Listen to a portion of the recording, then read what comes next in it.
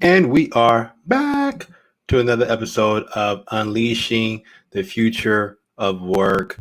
I'm excited because I actually, right now, have a really, really phenomenal guy on. And as soon as I bring him on, you all are going to be like, dude, this guy is super, super cool. Matt Burns, man, he is the CEO and the chief everything officer, but more so the chief empathy officer for Bento HR. And they are leading a worldwide global movement right now called the Global HR Summit. We're going to dive deep on that, but I'm also going to talk to him a little bit about his career, how he got started doing the work that he does, and some of the things that he's noticing in terms of the future of virtual reality in HR and employee experience. We're really going to have a very robust conversation around that. So if you're excited, as I'm excited, please let us know. Let us know where you're tuning in from right now. And definitely make sure that you show Matt some love on LinkedIn, because we're going to tag him on LinkedIn. Show him love on his personal profile on Twitter as well, because this guy is just a storm full of amazing insights on the HR landscape. In addition to that, just a great human being as well. With that said, Matt, what's good, man? How's it going? That's probably the best intro I've had in quite some time. Oh, dude, thanks so much, man. I really appreciate that. I try to do my best with these intros, man. I can tell. Thank you so much. How are you? I'm doing good. I'm out here in the woods, just enjoying the quarantine and, trying to make the best of a tough situation. Yeah, man. Yeah, man. You're beaming in from, you're in Canada, right? Because I know you're I'm about an hour west of Victoria, the capital city. My hometown's, or where I live now, is Vancouver, but I took some space when the pandemic hit, and really been using the space, and the time productively, as we'll get into. Yeah, man. No, that's good. That's good, man. I would love for you to share with us. And shout out to everyone that's tuning in and listening right now. Share with us a little bit about your background, man, because a lot of people don't know, man. You've been actually working in the HR industry for quite some time. Yeah, but I was hidden. I was hidden in the corporate world, right? 20 years in that corporate world, 15 of them in HR, the last 5 as an HR executive. And Tim, I spent the last 5 years of my career mostly architecting and leading large transformational projects, which in real speak is restructurings and downsizings, mergers and acquisitions, and then also large technology projects. And it was exciting, like to be at the leading edge of change in an organization, to have the opportunity to influence an organization and make it more successful for the employees and for a business was great. And it's tiring, high pressure, high stakes. And when you are looking at spreadsheets with people's names on them, it doesn't take too long before those names take on greater meaning. And where I found myself in my career was, I was very fortunate. I had a lot of mentors and organizations that supported me and taught me and nurtured me and took me from a raw professional into the person that I ended up becoming through a lot of experiences and tough conversations and good conversations. And one of those tough conversations was around balance and around integration. And like a lot of people I'm sure can resonate with, I had this romantic view of the corporate world that if I struggled and I sacrificed and I hustled my way to the top, I'd eventually get there and be able to go, I got it. And as a result of that, I put everything else on the back burner. My relationships, my family, my friends, my health, both mentally and physically. And it wasn't too long before I started to see declining returns. And the harsh reality of the corporate world is that once you stop delivering, then your value starts to drop. And there's not a lot of patience for underperformance, especially in high competitive environments. And I realized that I wanted to have a bigger impact, that I engineered my whole life around having personal success and convinced myself that if I had success, I'd be able to benefit other people. And I was just kidding myself. I was just really being, frankly, selfish. And I didn't want to keep living like that. And once I came to that realization, it was impossible for me to go back and see it any other way. So I launched a social enterprise where I get to, with Bento HR, do exactly the same things I did in the big businesses, companies like Walmart and McDonald's and the huge, massive organizations. I get to do it now on my terms. And I get to do it and support organizations and their people. And, my secret is, Tim, I throw in a bit of a Trojan horse in every project. So I talk a lot about technology and data and finances because that's what gets me into boardrooms and that's what gets me thumbs up to move forward. But then I'm always introducing an element of humanity into all of our projects, into all of our strategies so that you don't have to choose between them. You can actually have both. And that's what we've been doing the last couple of years with Bento HR, is helping organizations transform themselves digitally, primarily through HR departments, and having a lot of success. And then COVID hit. And then COVID hit. how did y'all bounce back from that? And because I think I agree with a lot with what you shared of that. It's hard for people to, you know, work needs to become more human, and we're seeing a shift due to COVID and work becoming more human. So, how did you all adapt as a company, and also speak a little bit to why Global HR Summit is this movement that you're building to kind of encapsulate that. So I think we would agree, work was broken before COVID. Yeah. There was not many people who were winning in that game. And I think about my friends who are working 60, 70-hour weeks, barely paying their bills. They went to school, they got $200,000 in student loans. Like, it's very real that the game is not set up for the most of us to have success. And I was fortunate. I started, in my career at the very tip end of the 90s. So I got a bit of benefit, and I was building my professional portfolio when a lot of my friends were going to university, and that accelerated my succession. So I was a Fortune 500 executive at 31, and making a lot of things happen. But as you mentioned, work has its challenges. And when I think about what work could be, I get excited about working with people like you and my partners now at Bento. Like, I love coming to work. I love working with clients because I get to choose what I work on and who I work with. That wasn't always the case in the corporate world. And sometimes I got frustrated because we would talk a lot about the issues and we wouldn't do anything about it. And I'm frustrated when I see opportunities and things that we can fix, especially if it involves people. So how it affected us was quite simple. We were a digital transformation consultancy that was having a pretty good business before COVID. And I would say our largest competition before COVID was inertia. Transformation is hard. Change is hard. And when you're talking about, completely transforming an organization around technology and data, it doesn't matter how easy I make it for you. There's still an intellectual, an emotional, a psychological exercise that everybody has to go through. And most projects in organizations don't fail because the tech is broken. They fail because they didn't do a good job taking the people with them along the journey. Yeah. So we were having some success with Bento HR in doing that. And when COVID hit, it was massive market validation. All overnight, every single consultancy on the planet became a digital transformation consultancy. Yep. So I went from being one of 5 or 6 companies in the world doing this to now one of 500 or 600 companies, if not more, doing this. And for me, when I talk about kind of impact we want to have, Bento HR is a social enterprise. So why it's different than my corporate career is that we run a very tight ship. I don't have expensive tastes. I don't have a fancy office and fancy cars. Yeah. I just like solving problems and helping people. It's reality. So what we do is we go into organizations in an agile way really quick, and we oftentimes are providing them with incredible value for their dollar. And that was important because it democratized access to our services, and we were able to help other people. And we cover our costs, which are nominal, and then I give the rest of the money away to charity. Because for us, it's about having that impact and about democratizing access to the tools that you would otherwise not be able to get unless you hired one of the big 4 consulting firms or brought in a high ticket salaried employee. We come in and provide that kind of that augmentation and help accelerate transformation for organizations. COVID hits, everyone jumps in the boat, and I ask myself, okay, we can sit here and we can be part of this party and have lots of friends around us and try and chip away at a big problem. And COVID-19 opened up a lot of opportunities for us to fix problems that had gotten a lot worse. So when I talk about things getting worse post-COVID, I think about things like engagement, mental illness, connection. They're all going in the wrong direction right now. And now that we're in a world where we have to oscillate between the physical world and the virtual world and go back and forth, and there's no end in sight, I think we need better than Zoom calls and emails and instant messengers and conference calls for the important conversations. Yeah, I can text my friends and say, hey, I'll meet you at 5 o'clock. That's not an issue. But when I'm having a hiring conversation or performance conversation, or I'm teaching somebody something, I want to be with them in the room. I want to be with them side by side. And that's where the Global HR Summit came from. COVID-19, by every measure, is a tragedy. And I have friends and family and colleagues that I'm aware of that are having a very difficult time. And I spent the first month of the pandemic essentially volunteering my time to HR executives around the world in Latin America, Asia Pacific, Western Europe, North America, just trying to be of help, trying to be of service to people. And as that plan moved forward,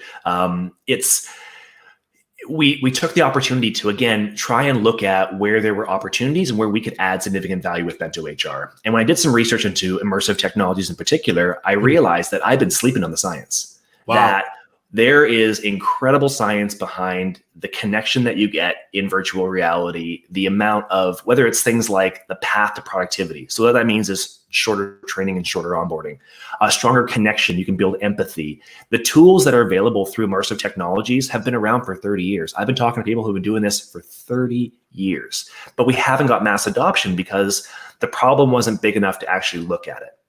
So when I say COVID was an opportunity, I don't mean it was a good thing. I mean, it was an opportunity to say, wow, things are broken and we have to do everything differently. It's a burning platform from which we've never seen before. Let's see what this world has for us. The Global HR Summit's a 2-day event, July 28th and 29th, where I'm bringing around 36 of my closest friends, just like you, Tim. And we're having a real conversation about the things that matter about work.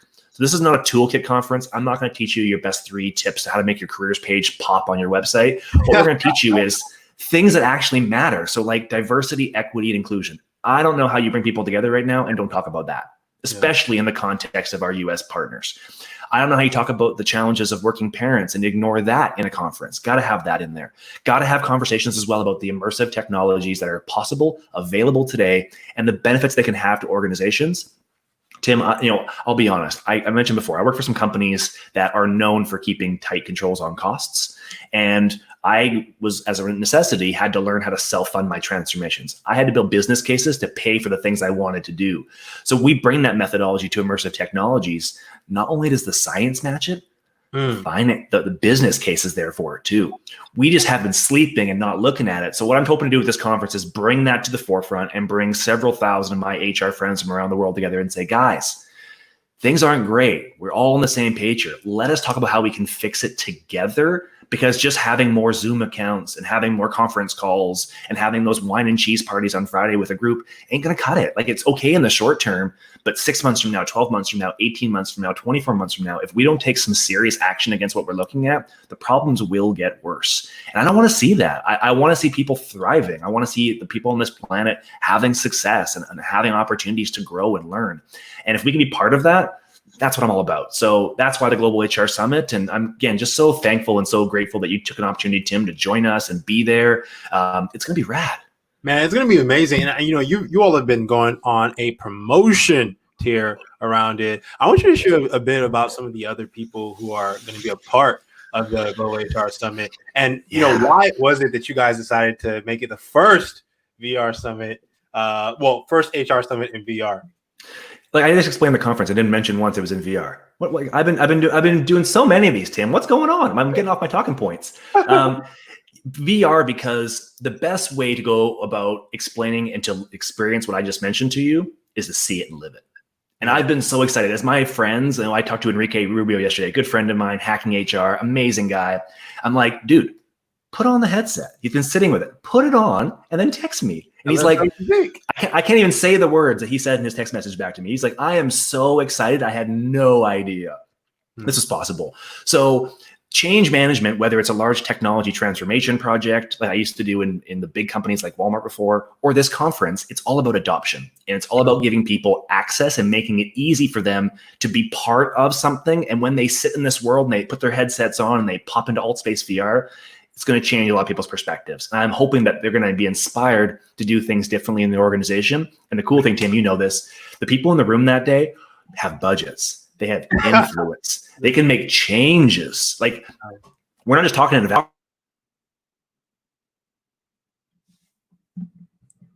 Hey, Matt, I think we're having trouble. You accidentally muted yourself, man. Can you hear us? Yeah, I can hear you. So and we have people can actually drive real change. That's what excites me about it. Mm-hmm. And what also excites me, Tim, as you mentioned, is we got a real diverse group of people. So it's not just this HR insular bubble. We have psychologists, we have philosophers, we have technologists, we have neuromarketers, we have VR experts. We have a ton of people coming to the table and bringing their perspectives, because this isn't an HR problem. It's not a technology problem. It's not a finance problem. It's a human being problem, and we need as many voices around the table as we possibly can to dissect it and then put it back together again. So I'm pumped. We have Marla Gottschalk, somebody I've been following for years. Marla is an industrial psychologist and a pioneer in understanding psychology at work. We have my friend Joey Price, amazing podcaster out of Baltimore, podcast host, HR startup guy, also a consultant with Jumpstart HR, doing some amazing work on the East Coast of the United States with clients and around the world, frankly. We have Caitlin Krause, who's doing an amazing job of blending psychology and therapy with virtual reality, because in addition to all the work applications for this technology, it's amazing for things like masterminds, team meetings, counseling, therapy, coaching, any space where you want two people to be in the same room where they can't because of the situation we find ourselves in right now. Put on your VR headset, man. You're right in that space with them. And that level of service and connection and empathy, you just don't get on a phone call. So those are three people. I could go on. William Tincup, Recruiting Daily, Katrina Collier from the UK and recruiting aspects of things. I mentioned Enrique Rubio. Like, I can go on and on and on and on about the amazing people on this group. And I'm just excited. Like, in addition to being an organizer, I am pumped just to geek out and just consume all that content, because it's going to be awesome. Man, no, dude, and I think you brought around such a collective of people who are world changers, and actually bringing them into a VR space. That's like groundbreaking. It's groundbreaking not only for the industry, but it's also groundbreaking experience. And I, for one, am really, really excited because I actually have my VR headset right back. Yeah, you do. You can't. You put it on yet? I've had a VR headset for like about 3 months now. Just because I've been really fascinated about the trends. And VR headsets are sold out everywhere. Everywhere. They're sold out everywhere because obviously everyone wants to escape everything that's going on due to COVID. And more importantly, I mean, Facebook and all of the big brands who have been selling them, they are making a killing. But I got into it and I'm like, oh, this is going to be groundbreaking. This is going to be man. It is. It's again. We can talk about it. I can explain it to you. You got to feel it. You got to put it on. You got to put it on. That's why I'm saying, we're going to be able to put approximately 30 business leaders, and you mentioned game changers. These are people that want change, that have the power to change things, that have the voice, and they're intelligent, articulate, purposeful people. Most of them are putting on headsets for the first time. Most of them. When they put these things on, I know I'm going to have emails being like, how can we do more? How can we do more with this technology? Because they're smart people. They're smarter than me. Here's my gift. Like, I know a lot of people. I'm friendly to a lot of people, and I can bring a lot of people together into a space. And I surround myself with people who are better than me, smarter than me, more purposeful than me, and I give them the tools to have success. And this is another example of that. We're just giving people access to a technology that can change their businesses, their lives, and the world. And that, to me, is a really good use of time, not to mention the thousands of people that are going to be there and consume that content. I mean, like, Tim, we're going to be doing our podcasts in VR. Yeah. Rad. It's so cool. We have a live studio audience in VR, seeing your avatar, seeing my avatar. I hope my avatar is more handsome than I am right now, but I don't know. Like, it's going to be like, it allows a level of connection that is just there. And I also think about, I know you're, in addition to being a culture guy, you're also a marketing guy. I also, I consider myself a broad thinker, and I think about the application of this technology in a number of contexts. Yes, we're talking a lot about work. Hey, Matt, you're muted, man. I don't know why I keep doing that. My voice is conspiring against me. We can use it for training, recruitment, performance management. And I think those are amazing uses. But then on the marketing side of things, you can create an immersive experience with your clients, with your customers. We've been talking to organizations like the NBA, who are pumped about putting their viewers, because let's be honest, going to Madison Square Garden, sitting next to Spike Lee, probably not going to happen for a while. But people want to see LeBron. People want to see their guys. So put on a VR headset and you could be sitting courtside. And what the NBA will probably do, or the NFL will do, or the NHL will do, or MLS soccer will do is they'll get you to buy that headset, and then they're going to charge you a pay-per-view like a boxing match or a UFC match, and you'll be able to sit next to Phil Jackson. You'll be able to sit next to the people that you value and get a level of experience and immersion you haven't had before, because they're not going to be able to sell tickets and sell hot dogs and $15 beers at stadiums. So it's going to evolve. And I think actually for people like me, Tim, like, I'm an introvert. Yeah, I love being able to pop in and pop out of environments without the hassle of trying to find parking or hopping on planes and going into hotels and having terrible road food. Like, the ability for me to sit in my house and show up. I've done keynotes last 3 weeks in VR, pop on my headset, I do my keynote, I pop my headset off, I'm at home. Yeah. Like, it's amazing. And I feel no loss of connection as I would if I was on a Zoom call or a conference call or emails back and forth. So you kind of get the best of both worlds. And for me, my mind is buzzing with potential applications of this. My bigger challenge is going to be picking 2 or 3 that I want to hone in on, because I could see 50. And I think our guests, our speakers are going to have the same kind of transformations. And I'm excited to see what this comes from. This is a start. It's not the end. We're starting a conversation. And I'm really excited to see where this rock goes if we start rolling it down the hill. Yeah, 110%. So you're really passionate about immersive reality and the trends going on and overlap with HR. What are some other areas, man, that are really exciting to you given COVID? And because I think one of the things you mentioned also earlier is psychology, mental health in the workplace. We have to start caring about that much more. And people don't realize, I think that's going to be a booming trend. And before you answer that, what the other trends you're seeing are, I want to show love to Megan, who is definitely tuning in. She's asking, what are the crossovers for education access to contributors? What do you think? I love that question. Like, for me, I don't know about you, Tim. I love to learn. I hate education. Right? Right? Because education to me implies some degree of formality and some sort of bureaucratic system where we take this program and then we teach everyone exactly the same way, even though you got different needs and I have different needs. And I would encourage your audience, if anybody here is the one person in the world that I have never met that loves to learn through PowerPoint slides and lectures, put up your hand. Because that's what Harvard does. That's what Stanford does. That's what London Business School does. They all do it. And they're charging people $50,000 a year for the privilege. No one learns like that. Yeah. They're putting the onus on the student to teach themselves, and they're creating kind of entertainment and forcing you to be in a room with a bunch of people. And then the quality of education, you're really just paying for the brand. You're paying to say, I went to Harvard. And at a certain point, people don't have that kind of money anymore. Only a certain percentage of the population can afford to go to an Ivy League school. And it doesn't make sense that people get to have that opportunity and then get disproportionately better opportunities because they could pay more money to play the game. That doesn't feel right. Yeah. So for me, education, this has the potential to, and I hope it does. I'm going to work hard on my end of it to transform education in the same way. Because whether it's post-secondary education like colleges and universities, or inside of organizations and corporate education, we need to help people get some knowledge. And it ties in beautifully to mental health. So we haven't had this conversation, Tim, but I'm somebody who struggled with mental health most of my life. I have significant problems with anxiety.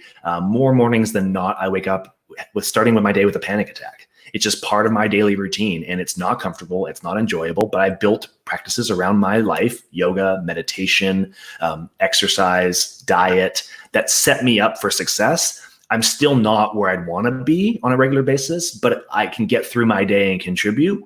And I know I'm not alone. I know there are a lot of people suffering in silence, and I know how it shows up and how people can pass judgments on other individuals based on how it shows up. So let me give you a couple examples. I've received feedback in the past that I can be irritable and standoffish. Okay, I accept that. What the people don't know that have that perception is maybe on the inside, I'm just trying to keep it together. So I'm keeping myself contained so that I'm not putting my crap on other people in a conversation. Or maybe I miss a deadline on something. So I get really enthusiastic about a project, and then the weight and the pressure of the project becomes an anxiety trigger for me. So I put it off and put it off and put it off and put it off and put it off, and it doesn't get done. My taxes are a great example. So it shows up in different ways, but the consequence is people have judgments around it. And unless you have the experience of living through depression or anxiety, it's hard to connect with it. But as somebody who has gone through those pieces, I can connect to it. And to me, it's a bandwidth issue. Not to make this all about technology, but we weren't meant to consume this much information. We weren't meant to be connected 24/7. We weren't meant to be on all of the time. Our brains aren't capable to handle it. We have more information than we can possibly consume. We have a bandwidth issue. And part of the problem is that the institutions and the systems that we have in place that is meant to help us is actually hurting us. You talked about education. There's one great example. What's the ROI of sitting in a classroom in a university for 4 hours? There is none. There's none. You're just wasting more time that then you have to recoup somewhere else when you want to do other things. What's the ROI of spending time in a job pushing paper back and forth that has no impact to the actual business goals? Yeah, there's none. Yeah, there's none. So we have an opportunity. Here's my view of the world right now. We had a problem before COVID. We have a bigger problem after COVID. And one of the ways we can solve that problem is through learning and education. Yeah. And unless we fix that, we're going to keep stuffing PowerPoints at people and having people consume content in a different way. It's not going to be fast enough. The gap is going to keep growing and growing and growing and growing. We have to fix the size of the pipes, if that makes any sense. We have to be able to flow more information through. We have to be able to digest more information as human beings, which means we have to be able to receive it differently. We have to become more closely connected to technology so it can handle the high volume, velocity, administrative work that nobody likes to do. Most HR people I talk to, Tim, they didn't start in this profession to spend days behind spreadsheets, but most of them are doing that right now because that's the job. So if we can get that work off our plates, we can dedicate our time to more human efforts, which actually drive real change and actually help each other. And for me, that's where I get really excited is you're giving tools to people so they can affect change. And whether it's Bento HR, the Global HR Summit, or any of the other efforts we're doing, that's a common theme is give people tools so they can use them to empower themselves and then make better decisions around how they're going to spend that time. So let's say you save an hour a day. Great. Spend it with your family. Call your friends. Go for a walk. Like, you don't have to work more. You don't have to consume more content. You don't have to worry about you're falling behind if you're thoughtful and intentional about what you spend your time doing. I'm as guilty as the next person. I was busy, spending 4 hours a day on YouTube. Haven't we all? Right? We've all done it, right? But I'm just overwhelmed and I can't even. So I pop on YouTube and I'm in a 4-hour rabbit hole, and all of a sudden I know, like, oh, that's where Michael Jordan grew up. That's interesting. Okay, that's cool. But doesn't help me solve the problems that are driving the issue that took me to YouTube in the first place. I'm just pushing off my problems and I'm just trying to keep them away. So I think for me, the immersive technology piece, whether it's education, whether it's mental health, whether it's work, there's so many opportunities because you can use it to actually address systemic problems. I know people who are actually prescribing psilocybin and doing mushroom journeys through VR to treat people who've come back from combat zones who have PTSD. Science behind this, man, like real science to help people get over their mental illness, not patching them full of medication and saying, you're broken, you're never going to be fixed ever again. Your brain has the wrong chemical imbalance. That's not real. You can do the work and you can get better, but it does take work. It does take tools. And there are some people that they're so deep in a hole, they can't take time off of work. They can't skip a paycheck. They can't go to a retreat or come to, go do yoga 2 hours a day. They got to work. They got 2-3 jobs. They got 2-3 kids. Like, they're stuck. I get it. So unless we make a dramatic change in how we help those people, they're going to fall further and further and further behind. And like I said before, we got big problems. We need everybody to be pulling on this rope. That's why I don't play politics. That's why I don't play the finger pointing game. Like, you want to blame me for stuff? Blame me for everything. You know what, world? Blame me for everything and let's get on with solving it. Mm-hmm. No, and that's a powerful cry to action, man. Shout out to Neha, who's saying, thank you, Matt, for your perspective. This perspective is amazing. This has an emotional resonance for her. She lives it and has had someone say, have you not had your meds today? I missed reading something. I think people have to start with empathy, man. What do you think about that? I totally agree, right? Like, I got no idea what everyone's going through. Like, when I tell people my experience and I tell them that I suffer with anxiety and have panic attacks more days than not, nobody believes it. Like, they're like, really? You? Like, you're on the camera all the time. I see your face everywhere on LinkedIn. I'm like, yeah, I work hard to be good for calls like this, for chats like this, and for appearances like this. So I can contribute because I know that when I talk, I have the ability to influence and have a powerful voice. Yeah, I didn't ask for it. I was blessed with it. So I'm going to use that tool to try and affect change. And that means I have to take care of myself and look after myself. It also means I have to deploy empathy to people around me. And I'll be honest, Tim, like, even in this conference is exciting. Like, I don't know how you don't get excited about a virtual reality conference talking about culture. And yet I've talked to a few people that aren't excited about it. And they think that it's kind of like a frivolous pursuit, or that we should be spending our time doing other things and solving real problems. And that's cool. I don't attach judgment to those comments. I don't know where they're coming from. I don't know their story. I don't know what kind of day they had. So I think, Nia's right. Like, you got to start with empathy. And the words I use, I always assume innocence. I assume innocence first, and then I clarify. If that person is unfortunately not what they need them to be, then I make a decision. Do I want to have this person in my life or not? But I don't make that decision before I give them the opportunity to say, hey, what's going on? So I start with empathy, Then I hit them with a direct question. And if after that there's no alignment, then we move on. And that's okay. The world needs different peoples to have success. My way is my way. I'm hoping people see through my way and see the good that's in it, and that it's not about Matt at all. It's not about what I can accomplish. It's about what we can do for other people.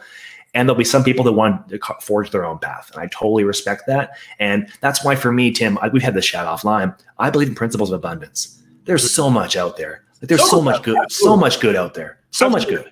Absolutely. And I think that's why it's one of our virtues within Guide. And more importantly, what you said is that, a lot of people don't come at things from a place of compassion and heart. I really love that you're sharing this, man, because, I've seen it so much in work cultures where the reason why the culture is so bad is that no one has an attitude of gratitude or compassion.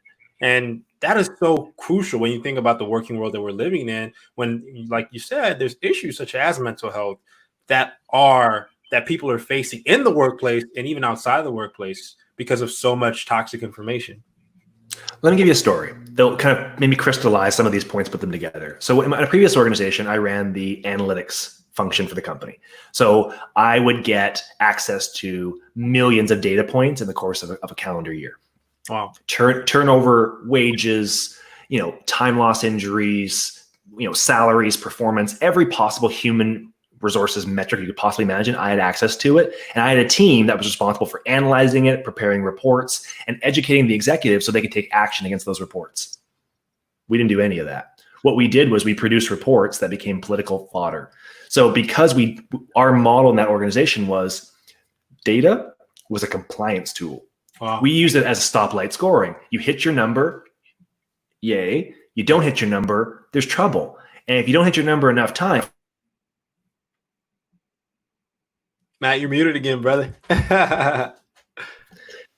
In the organization's defense, what it does is it creates a system where they believe that by introducing accountability, you're doing right by the employees. Like they want to hold people accountable, right? In their mind, it's like, hey, if it's worth measuring, it's worth holding people accountable. So if we don't hold people accountable, they won't do it.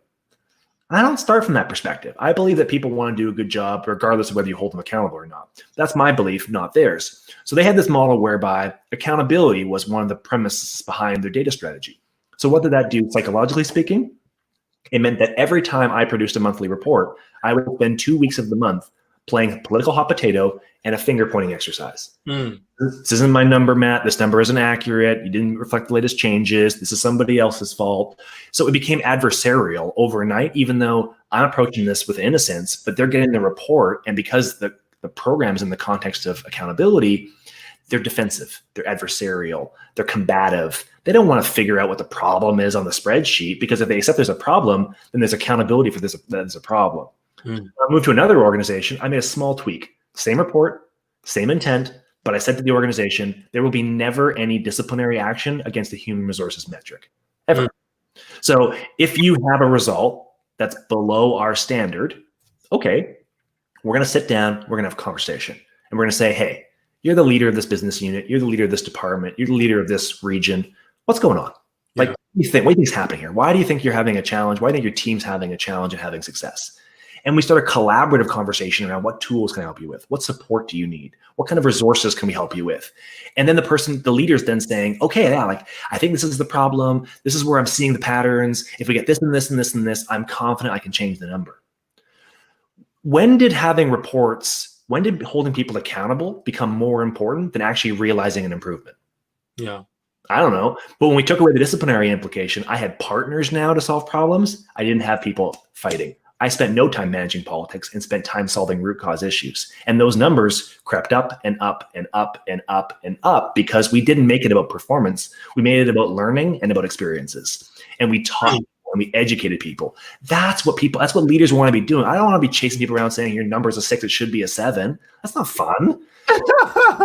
Just by a subtle change, by putting a little bit of intentionality, a little bit of human psychology, and just saying, you get more by treating people with respect and assuming innocence and trying to help them with empathy than by chiding them and treating them like children. You'll get so much further with it. And if at the end of the day, if the most important thing is an improved result, then that should be the way that you get there. But I still talk to leaders who are like, Matt, like, I get it, but like, then we're not holding them accountable.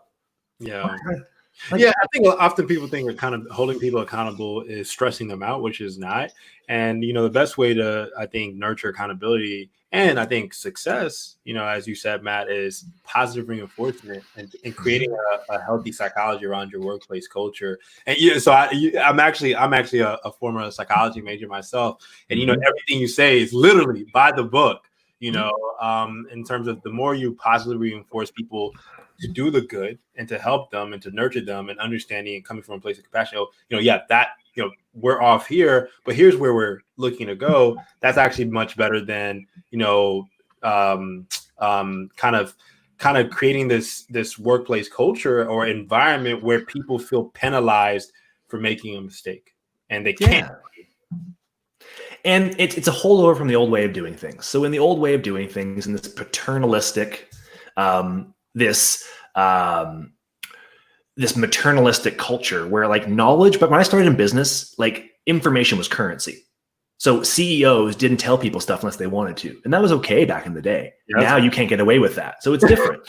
And as a consequence, what was happening was we were talking to people around important issues, and we were trying to inspire them to look at things differently by approaching with a degree of empathy and honesty. And I think, when you look at business, again, I'm interested in solving problems. I'm interested in helping people, period.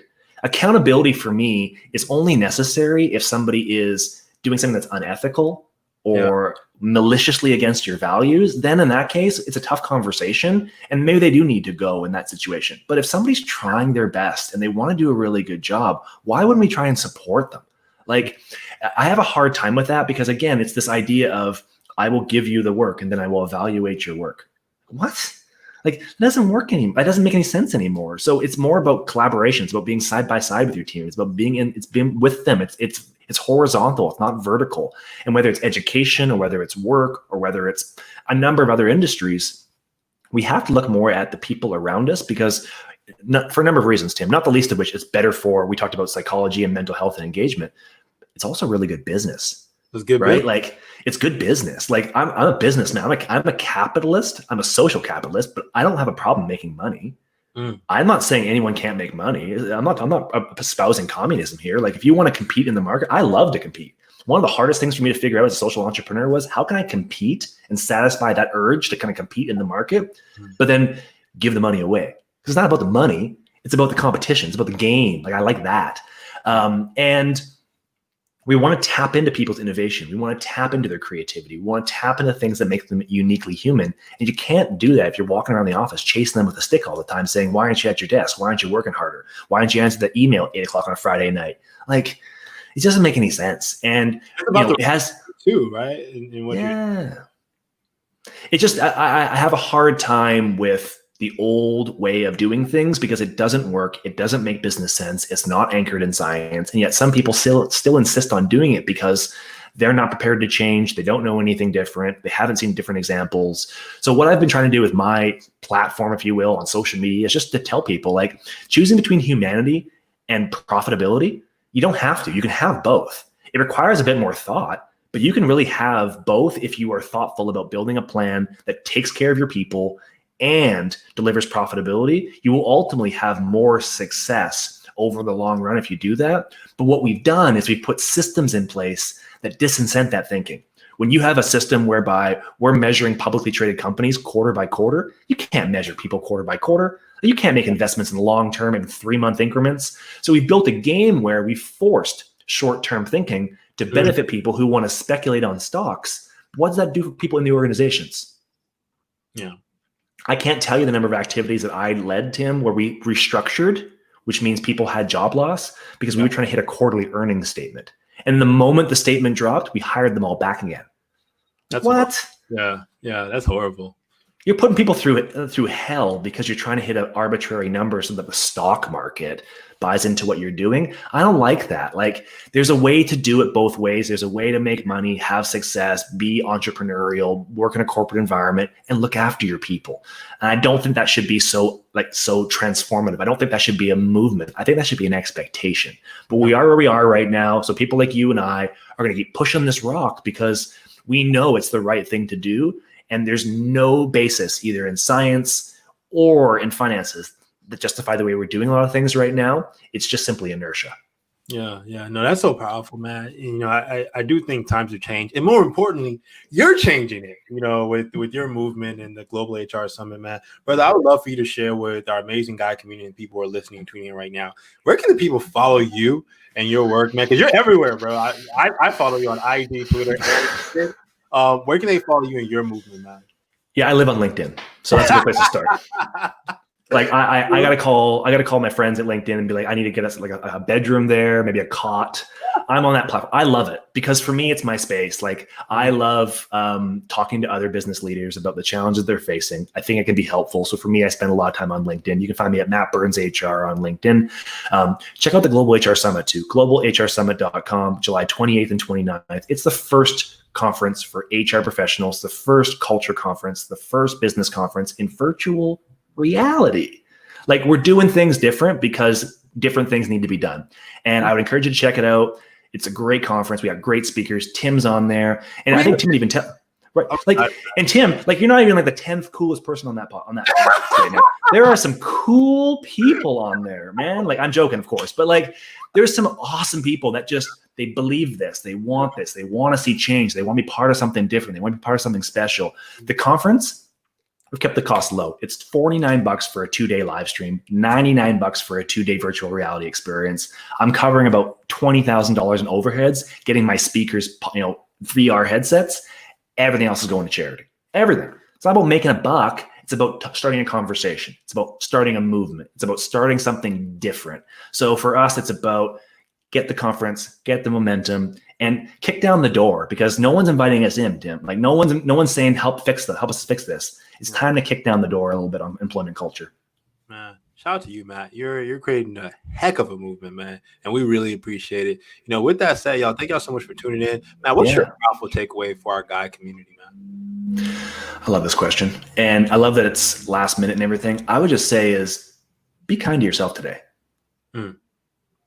So I could give you a whole bunch of business jargon, but whoever needs to hear this, just be kind to yourself. What you're doing right now, it's okay.